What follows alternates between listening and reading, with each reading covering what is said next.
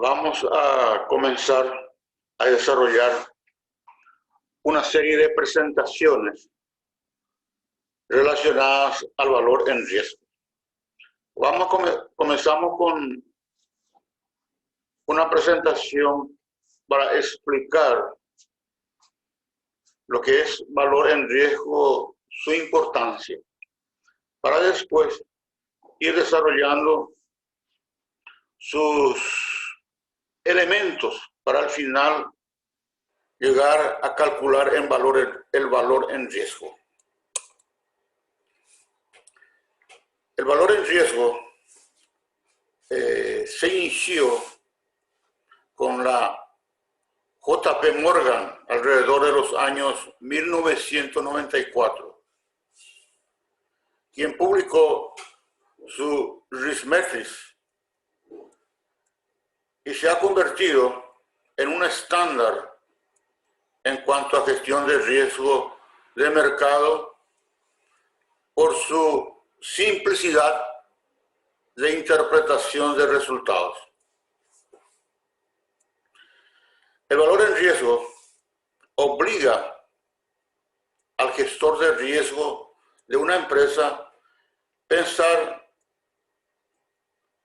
en su empresa como una cartera de activos expuesta a diversos tipos de riesgo. Permite minimizar la variabilidad de los beneficios de la empresa y proporciona información sobre los riesgos asumidos, pero no exhibe las posiciones de la empresa.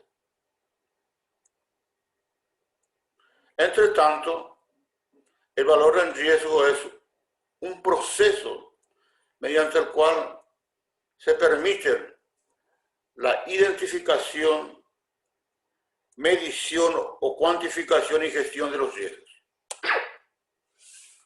Las principales ventajas de un sistema de valor en riesgo: introduce el dinamismo en el análisis al estar constantemente actualizado. Incorpora el grado de apalancamiento como el tamaño de las posiciones. Permite integrar riesgos de diferentes mercados y distintos instrumentos.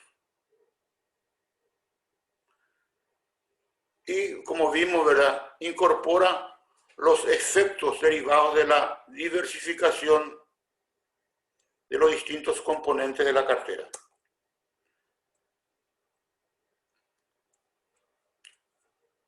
Permite la agregación para ofrecer una información sobre el VaR. Podemos calcular el VaR para los distintos niveles de la organización, no solamente en un punto en particular. Y como mencionábamos al inicio, el VaR se puede comunicar fácilmente a los distintos niveles de la organización. Vamos a ver ahora la situación de riesgo y volatilidad mundial. Es sabido que existe a nivel mundial una inestabilidad de los tipos de cambio desde hace varios años. Inestabilidad de los tipos de interés, inestabilidad de los mercados bursátiles, inestabilidad de los precios de los diferentes instrumentos financieros. Hay un desarrollo en los mercados de derivados, principalmente producto del avance tecnológico, y un avance importante de los mercados emergentes.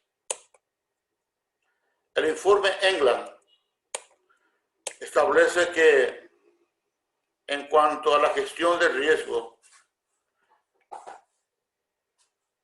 menciona que existe una excesiva complacencia hacia el riesgo. Aún existe ausencia de mecanismos de control de riesgos en muchos mercados. Recursos limitados para gestionar el riesgo. Hay una falta de consenso respecto a la metodología adecuada para medir el riesgo, pero como sabemos actualmente, todo va hacia el VaR. Esto es la situación anterior. Teníamos el mercado de front office, o sea, donde se hacía la negociación, y el mercado de back office.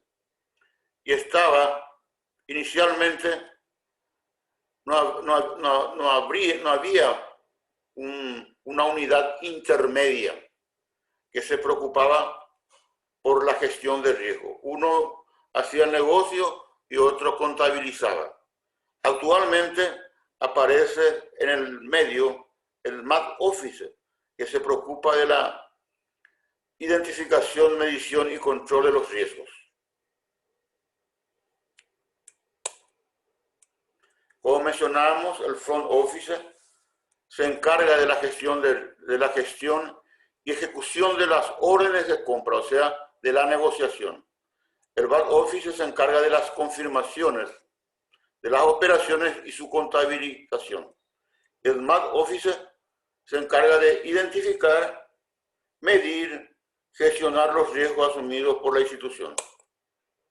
Esto aquí podemos notar las diferentes funciones, ¿verdad? ¿Cómo se reparte esa función? En la valoración de la cartera interviene el back office, ya que se encarga de la liquidación y contabilización. En la ejecución, lógicamente, está el front office. En la contabilidad y las conciliaciones está el back office. Y el cálculo del VaR está a cargo del middle office. La vigilancia de límites impuestos, o sea, los límites impuestos por la alta administración para los diferentes niveles. Su control está a cargo del middle office. El análisis de los diferentes escenarios y la información sobre riesgos. Aquí podemos notar bastante bien cómo se distribuyen las diferentes funciones relacionadas a la gestión de riesgo. Como mencionábamos, ¿verdad? Existe funciones relacionadas al front office, al back office y en los últimos años entonces con la creación de un área específico de gestión de riesgo que se le llama middle office. Cuando establecemos el middle office, entonces, ¿qué debemos considerar? En primer lugar, este middle office debe ser independiente del front office y del back office. Es una unidad totalmente independiente.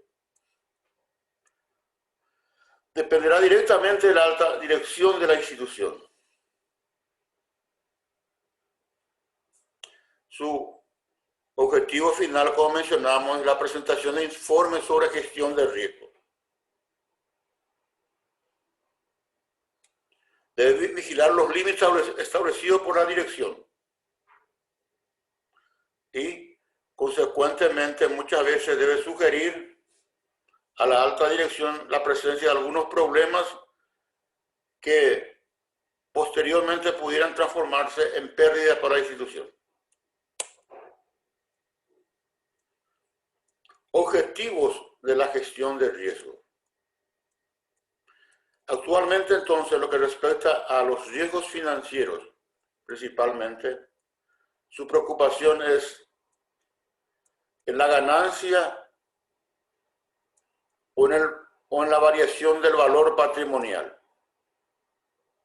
O sea, hay una preocupación en la ganancia, en la variabilidad de las ganancias y la variabilidad del valor patrimonial. Cuando hablamos de valor patrimonial estamos refiriéndonos a la diferencia entre el valor actual de los activos y el valor actual de los pasivos. Como ven ustedes acá, hay dos medidas. Uno de corto plazo, que es la variabilidad del estado de resultado, y uno de largo plazo, que es el valor patrimonial. Si nos introducimos en los riesgos financieros, podemos también preocuparnos por la incapacidad de las contrapartidas en cumplir con sus obligaciones. Otro objetivo es detectar el ritmo de acumulación del impacto incompatible en cuanto a los límites establecidos. Establecer distintos niveles de riesgo para las diversas actividades. Bueno, por otro lado, a través del tiempo, entonces, podemos presentar algunas definiciones principales sobre riesgos financieros. En primer lugar, tenemos los riesgos de mercado. ¿Qué son los riesgos de mercado? Son fluctuaciones en el valor de mercado de una posición. Y el resultado de la fluctuación es el movimiento de precios, tipo de interés y tipo de cambio. Estos movimientos de tipo de precio, tipo de interés y tipo de cambio hace que el valor de mercado de una determinada posición presente variación. Tenemos el riesgo de crédito, como fue mencionado ya, es la probabilidad de incumplimiento en el pago de la obligación, ya sea el principal, o sea el capital y los intereses, por parte de la contrapartida. El riesgo de liquidez, por otro lado, es la probabilidad de que el costo de cerrar una determinada posición sea distorsionadamente alto, o sea, el costo de conseguir recursos externos para hacer frente a las obligaciones derivadas de las operaciones, entonces es excesivamente alto. El riesgo operativo, como su nombre indica, viene a ser la probabilidad de fallas en los sistemas de control de riesgo y que produce pérdidas. Y el riesgo legal es la probabilidad de incumplimiento de los términos contractuales por parte de la contrapartida. Estos son los diferentes tipos de riesgos que acá le llamamos riesgos financieros.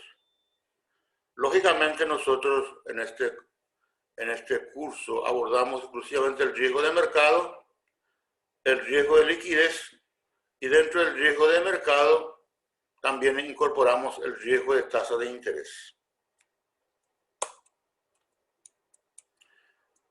El enfoque general del riesgo de mercado. Conforme a la literatura, en cuanto al riesgo de mercado, tenemos dos tipos de riesgo de mercado. El riesgo general de mercado y el riesgo específico. Cuando hablamos de riesgo general del mercado, estamos hablando de movimientos generalizados de los mercados. productos de variaciones del tipo de interés, cotizaciones bursátiles, tipo de cambio y precio de las materias primas. Muchos de estos riesgos no la podemos controlar, son riesgos incontrolables. Y tenemos los riesgos específicos, son los riesgos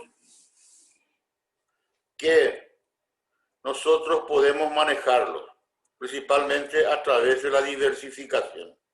Y ahí tenemos principalmente los riesgos de calidad de la cartera de crédito.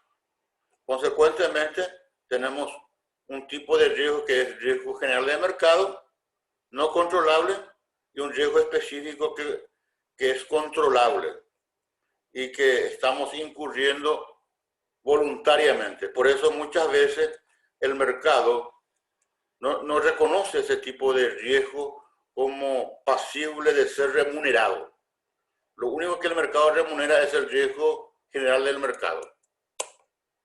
Bueno, acá tenemos un ejemplo de riesgo de mercado. Tenemos un inversor europeo invirtiendo en la bolsa americana y tenemos las acciones de la General Motors. Cuando el precio inicial de las acciones es de $10 y en este caso se paga, cuando uno adquiere o vende, paga totalmente el 100%. Si hay una reducción en el precio de mercado del 10%, entonces, y el tipo de cambio es €1, necesitamos €1 para comprar $1, entonces tenemos una pérdida de un guaraní, porque solamente acá hay una caída en el precio y el tipo de cambio no varió. Por otro lado, si el precio aumenta 20% y el tipo de cambio sigue siendo 1-1, vamos a ganar $2. Por otro lado, si el precio aumenta 100%, o sea, de 10 pasa a $20. Y el tipo de cambio, en este caso, es desfavorable para nosotros. Ahora necesitamos €2. El inversor europeo va a necesitar €2 para comprar $1, entonces su ganancia va a ser de $5. Porque por un lado gana $10 y por otro lado pierde en la variación del tipo de cambio $5. Por eso es la ganancia solamente 10. Pero por otro lado, si la fluctuación aumenta 100% y el tipo de cambio, en este caso necesitamos €5 para comprar $1, hay una valorización del euro, vamos a ganar $20. Esto es importante después revisarlo con mucha atención para ir fijando con mayor precisión. Hay un caso muy conocido en el mercado como el caso Baring, que es un caso que se produjo alrededor de los años 95, mitad de 95. Y, lógicamente, Baring fue uno de los bancos más tradicional del Reino Unido, con 233 años. Y como consecuencia de un mal negocio que hizo este señor Leeson, tuvo que quebrar. Y es importante también recordar que en el año 95, un año antes de la crisis, la sucursal del banco en Singapur fue responsable del 20% de los beneficios del banco, un año antes. Pero un año después, entonces las cosas cambiaron. ¿Qué falló? Este señor Leeson era responsable, además de la parte de negocio, como es una sucursal, era el único responsable del front y back office, una falla enorme de control. Y eso le permitió, como él estaba perdiendo dinero en el mercado, entonces le permitió, y con la intención de recuperar esas pérdidas, entonces él recurrió a otro tipo de mercados donde negocio para conseguir dinero. Y eso hizo que en poco tiempo este Baring quebrara. Y el banco en su momento se vendió por una libra, porque era un banco inglés. Se vendió por una libra porque prácticamente perdió gran parte de los recursos. A consecuencia de eso, el Banco de Inglaterra emitió algunas recomendaciones.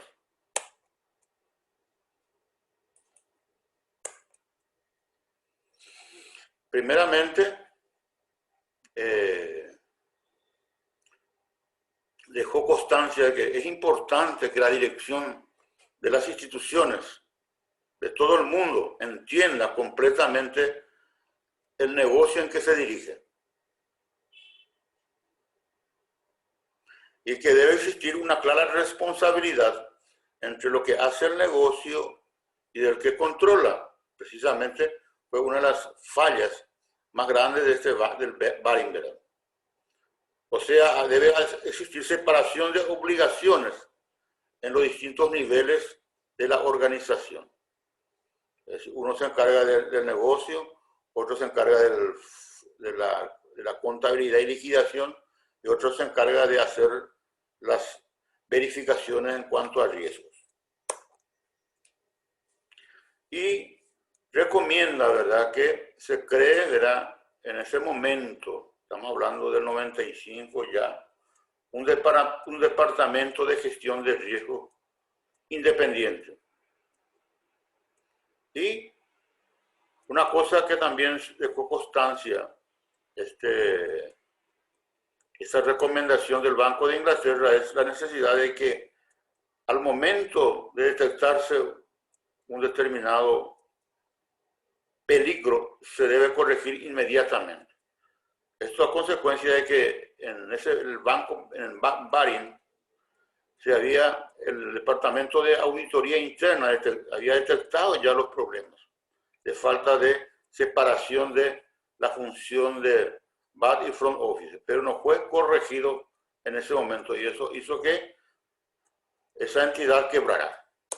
Bueno, con esto terminamos la presentación de lo que es el valor en riesgo en términos muy general para entenderlo principalmente en lo que respecta a las ventajas de tener un Mile Office, a la importancia de incorporar el departamento de gestión de riesgo entre el front office y el back office. Y lógicamente las consecuencias que lleva a que se llega como consecuencia del incumplimiento de los controles. Vamos a ir viendo ahora algunos aspectos particulares del valor en riesgo para finalmente presentar el modelo como un todo. Gracias, señores.